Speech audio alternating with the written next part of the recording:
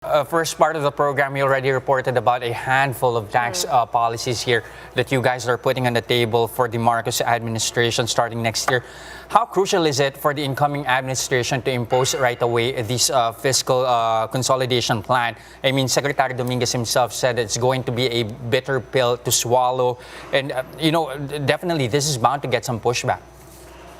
Yes, of course we expect that, and the fiscal consolidation plan is a recommendation for the next administration to look into. So we prepare the fiscal consolidation plan so that when the new administration steps in, we don't leave the house empty. So we have a plan, and it is for them to study. And if they think that it makes sense and it is doable, of course, some of the packages are yet to be studied, and you have to coordinate again with the both houses of Congress, and of course, with the huge political will earned by the new administration, we think that they would be able to pass any fiscal consolidation that we need for the economy.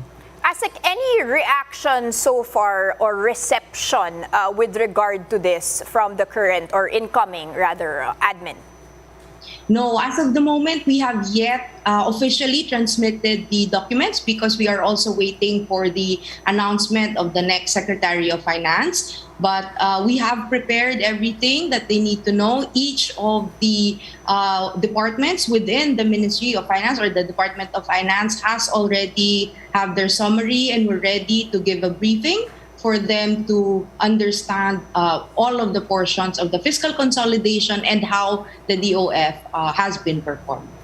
Asec, we also note that during incoming President BBM's campaign, he was reluctant to actually impose new taxes. Diba? It's not something that he was actively stating. We've also had economists on the show saying it's not a matter of new taxes, but a matter of efficiently collecting the current taxes that there are. Your thoughts on this? Why do we need new taxes to be imposed? Why not just stick to the current ones and make sure that the collection is more efficient? Yes, so those are two prongs that we need to accomplish at the same time. So we need to have efficient tax administration, while at the same time we need to look for new revenue sources, because as we know, all of the economies globally have been affected by the pandemic as well as the crisis in the Ukraine. And we see that additional taxes or changing the way we apply taxes, like for example, closing the leakages and looking into how to efficiently adjust the rates is a better way to look into taxes. So for example, for the estate tax, for purposes of tax administration, it was better when we lowered the estate tax because more people were willing to pay, so it led to increased collections. So at the same time, we look into other sources of revenue, like for example, the sin taxes, which on the first part was very controversial, but in the long run, it was accepted by most people because of the health benefits, and we benefited from that because when the pandemic struck, we had enough cover for us to fund our needs, especially during the pandemic. So it's really a matter of balancing the sources of revenue as well as the proper tax administration. Okay, Asec, Paola, of course, we do understand that these recommendations were made in order for the country to at least settle its pandemic-induced debts. But to help our viewers further understand this, what's at stake here should the next administration decide to forego these recommendations?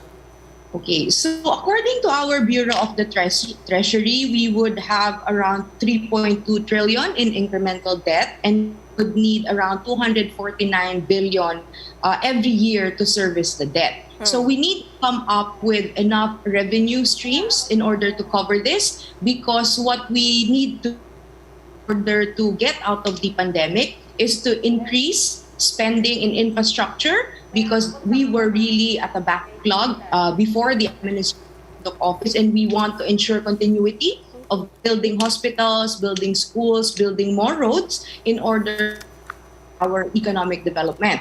So it's mostly our social services and our productive spending that we would need to cut in the event that we do not generate enough revenues. And for us to continue government spending, especially for the earmarked projects within the budget, it is either we would need to borrow more, which wouldn't be good for, because this debt to GDP ratio, as well as the fiscal deficit in our budget, as well as maybe credit downgrading.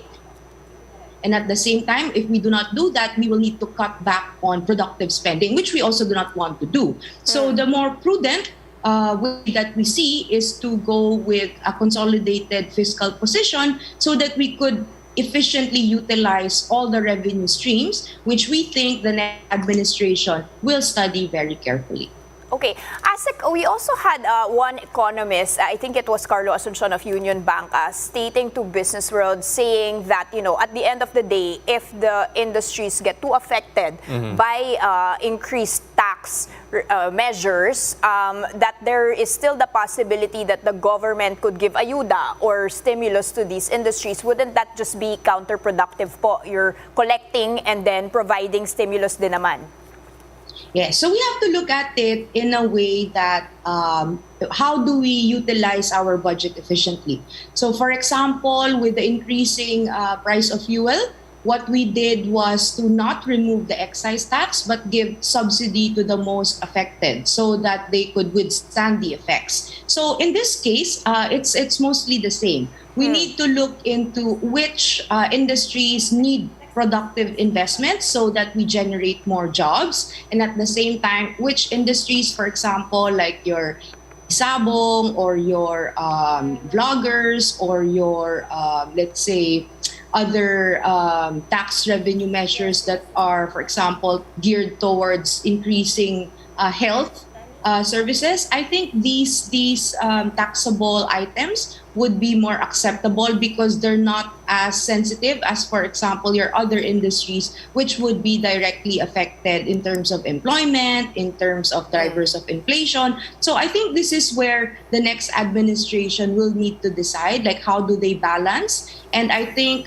they will consider it very closely because, again, passing tax measures in Congress is not easy. You really need to work with the legislators, and of course the legislators would each have their concerns as well. And as we saw during the train and during the CREATE hearings we had in Congress, we really had to work with them. Yusek Carl Chua, who is now the NEDA secretary, really had to stay in Congress to brief everyone and to explain each part of the tax measures that we were proposing. So with this, I think the public has that safety net that, all of these measures would really go through debates and discussion in both your houses of Congress. Sorry, Asec, just a clarification po. Is the Department of Finance open to tax relief still for the most affected and most vulnerable sectors? Yes, so currently what we prepared is a consolidated fiscal plan. So this is the plan that we see that the next administration can consider. But in terms of giving, for example, ayuda and all these other tax relief measures, it is of course for the next administration to consider, because as of the moment, we only have until 30th of June. And that's a very limited amount of time if we want to pass something meaningful at this moment. So it is really up to the next administration to decide on this.